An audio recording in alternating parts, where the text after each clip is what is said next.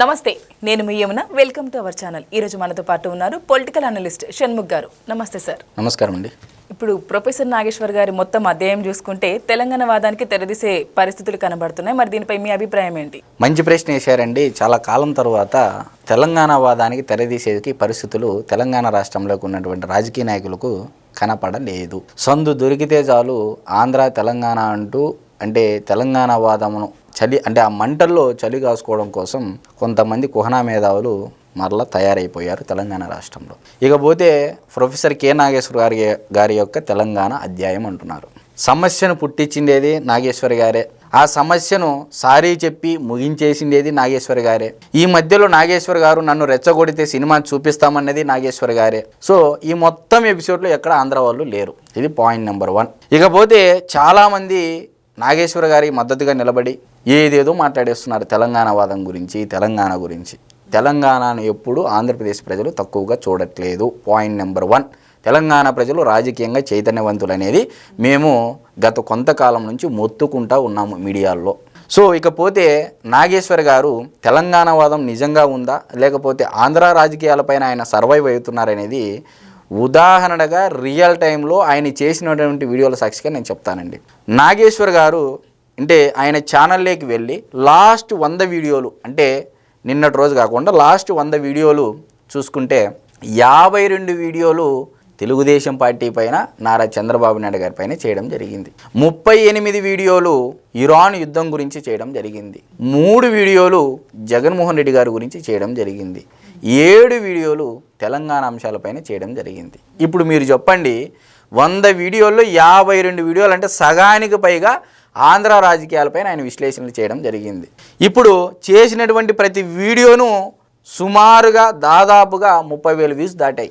ఎంత రెవెన్యూ వచ్చి ఉంటుంది? ఆ రెవెన్యూ ఆంధ్ర వాళ్ళకి వెళ్ళిందే, తెలంగాణ వాళ్ళకి వెళ్ళింది అనేది కూడా ఈ కుహనా మేధావులు చెప్పాల్సిందిగా నేను కోరుతా ఉన్నా. సో ఇష్టం వచ్చినట్లు మాట్లాడడము, ఏమన్నంటే ఆంధ్ర వాళ్ళపైన నెపం నెట్టేయడం, ఇది ఒక తెలంగాణలో ఉన్నటువంటి రాజకీయ నిరుద్యోగులకి ఒక పరిపాటిగా మారిపోయింది.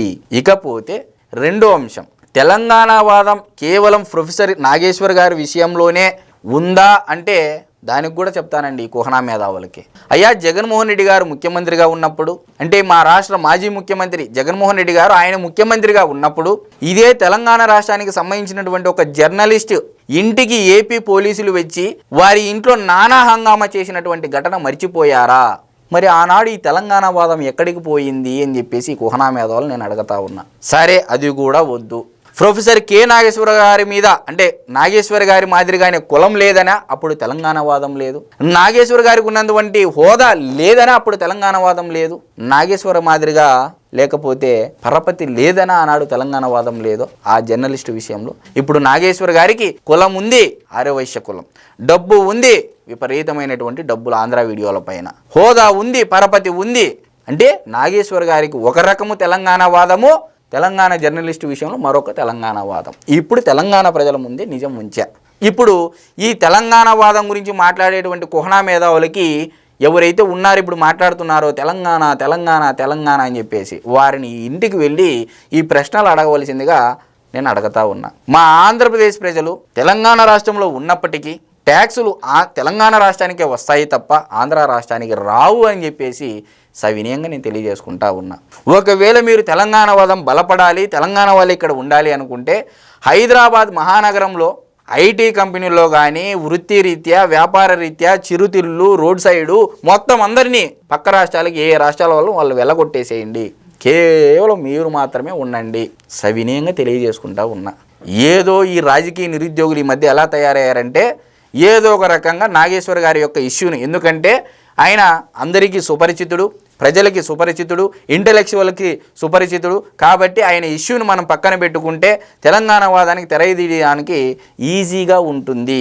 మనలాంటి రాజకీయ నిరుద్యోగులు రాజకీయ ఉద్యోగస్తులుగా మారచ్చు అనేటువంటి ఒక దూరదృష్టితో, ఒక పనికి మాలినటువంటి ఆలోచనతో ఈరోజు ఈ కుహనా మేధావులు ముందుకు వస్తూ ఉన్నారు.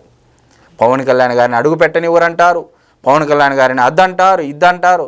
ఏమయ్యా, ఈరోజు కొండగట్టు ఆంజనేయ స్వామి టీటీడీ నుంచి, తిరుమల తిరుపతి దేవస్థానం బోర్డు నుంచి అక్కడ చైర్మన్ గారిని ఒప్పించి 35 కోట్ల రూపాయలు ఇప్పించారా లేదా?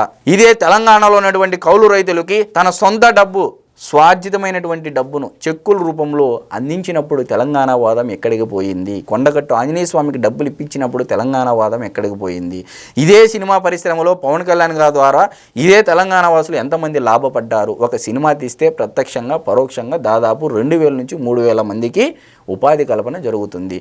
మరి పవన్ కళ్యాణ్ గారి సినిమాలు తీసిన ప్రతిసారి తెలంగాణ వాసులే కదా, రామోజీ ఫిలిం సిటీలో అయినా ఎక్కడైనా లాభపడేది కార్మికులు, సినీ కార్మికులు. మరి అప్పుడు ఎందుకు లేదు ఈ తెలంగాణ వాదము? ఏదో మాట్లాడాలి, వచ్చినాము, నాగేశ్వర గారు దొరికినారు, సందట్లో సడేమియా, తెలంగాణ వాదాన్ని తేవడము, దీన్ని ఇష్యూగా మార్చడము ఏదో జరిగిపోతుందని అభూత కల్పనలు. కాబట్టి తెలంగాణ ప్రజలు మీ యొక్క తెలంగాణ వాదానికి తెర ఎప్పుడో తీశారు కేసీఆర్ గారిని ఓడించి అనేది మీరు తెలుసుకోకపోవడం ఇక్కడ గమనార్హం. కేసీఆర్ గారు తెచ్చారని చెప్పేసి తెలంగాణ అని చాలామంది భావించారు. మరి అదే కేసీఆర్ గారిని అదే తెలంగాణ ప్రజలు 2023 సార్వత్రిక ఎన్నికల్లో ఓడించారా లేదా? ఓడించారు. కాబట్టి నాగేశ్వర్ గారికి మద్దతుగా తెలుపుతున్నటువంటి కుహనా మేధావులకి, సోకాల్డ్ జర్నలిస్టులకి పైన చెప్పినటువంటి ప్రశ్నలన్నీ ఒక సామాన్య పౌరుడిగా తెలంగాణ ప్రజానీకానికి ఎవరైతే ఈ కుహనా మేధావుల రూపంలో తెలంగాణ యొక్క రాష్ట్ర పరువు ప్రతిష్టలు భంగం చేస్తున్నారో వాళ్ళందరికీ నేను తెలియజేసేది ఏంటంటే, తెలంగాణ రాష్ట్ర పరువు ప్రతిష్టలు ఈరోజు తీస్తున్నారు ఈ కుహనా మేధావులు అని చెప్పేసి పైన చెప్పినటువంటి ప్రశ్నలన్నీ ఈ కుహనా మేధావుల్ని ప్రజలే అడగవలసిందిగా నేను మీడియా ముఖంగా కోరుతా ఉన్నా. Thank you sir. నమస్కారం.